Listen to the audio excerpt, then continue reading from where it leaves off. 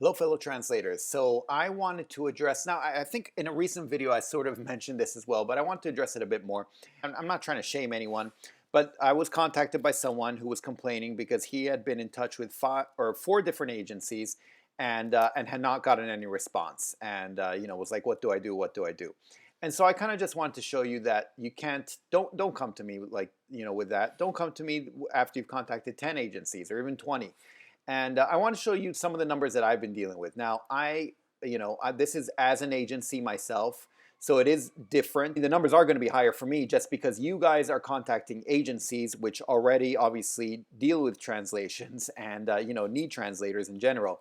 While I'll be contacting companies out of the blue, and so it really is a shot in the dark. But anyway, here I just want to show you some of the numbers I'm dealing with. By the way, I've already mentioned Get Prospect. I stopped paying for it, so I have the free version now. But as you can see, you get 100 emails for free. So I do recommend using it. It's checking it out for free, and then later you can see if you want to pay, because why not? I have another video where I go through it more in detail. You can search for it. But here I just want to show you the number of companies and agencies that I'm contacting. I don't know why I wrote NAFTA. These are just the names that I'm giving. I mean North America there, Mexico, US, and Canada. Obviously NAFTA stands for North American Free Trade Agreement. But anyway, I'm contacting 1,654, or at least that's the number that I got, of agencies. And these are other agencies I'm dealing with. A lot of agencies do business with each other depending on their specializations. But these are, end businesses that I got, whose contact I got, over 3,000. And this is in Korea, I got 927. In Latin America, in Spanish language, I got 90. And then there's a whole lot more here that I'm not going to go and click on. Or I mean, I can here. Oceania, Asia, Portland work. This is a specific company, and then an EU and blah blah blah, stuff like that. And the list goes on down there. So, and these are the email addresses that I get, by the way. And then when I contact places, I use Snovio, or I did until recently. Actually, I stopped using this as well, and changed it up. But anyway, this was what I was using for a while. And look at here how many emails I sent. So this is a bit false, because this is the total number of recipients. And it just shows this because actually I send what I do is, and what they allow you to do is send multiple emails. So I can send an email, then send another one, then send another one. It stops sending if they reply or if they need anything, but otherwise it just sends them like a week apart or whatever you want. And anyway, if you're dealing with end clients, or especially if you're an agency, you start running into stuff like this. But look at the number of emails that I've sent out, 3,691. These are the numbers that I'm dealing with, and so and look here, what percentage of the people open? 22%. The total for 14 includes all the follow-ups as well, and obviously it gets lower as you go on, because yeah, if they didn't open the first time, it's rare that they keep open later. But and by the way, my open rate did get a lot better later on. I'm new to this, and so I really don't know what I'm doing. So I've been tweaking it as I go along.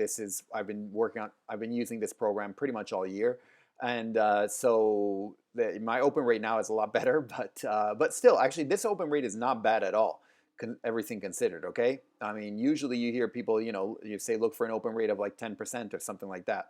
So yeah, this is what you're going to be dealing with. And so and look here, only 33 replies out of 3,691 sent.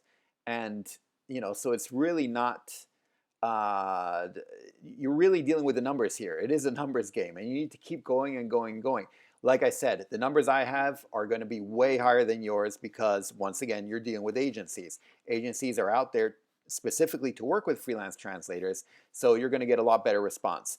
But do not get discouraged if you just contact 4 different agencies and don't hear back, because that's not the way it works. You need to contact 20, 50, even 100 before you start getting contacted for jobs.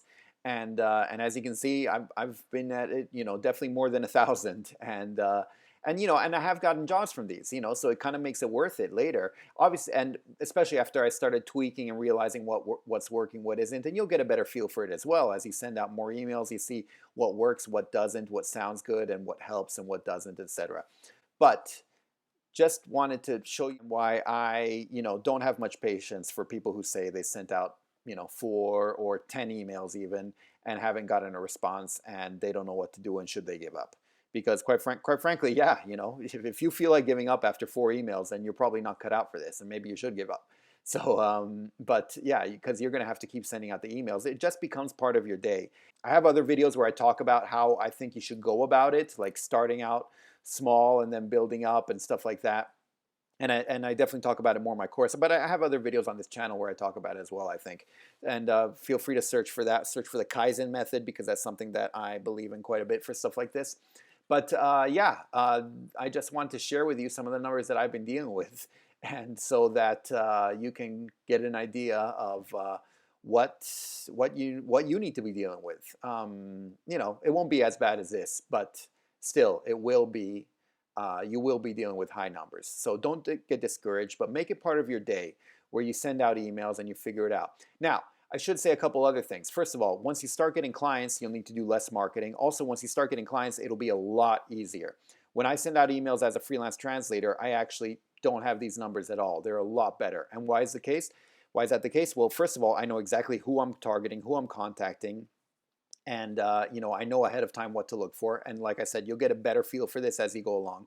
Also, I know exactly what to write to them. I have a pretty good emails that I send out when I'm a translator, because I know what I can offer, and I know I'm really good at what I do, and I can prove that I'm really good at what I do, and I do that in the email that I send out to people that I've already vetted before, and usually I know the exact person that I'm contacting, and so yeah, once you get a better feel for it, the numbers get way better and it gets way easier. But when you're first starting out, it's going to be very hard, and you're just sending out cold emails. Nobody knows you, and so that's what you're going to have to deal with. And that's what I've been dealing with as an agency. That's what you're going to have to deal with as a freelance translator.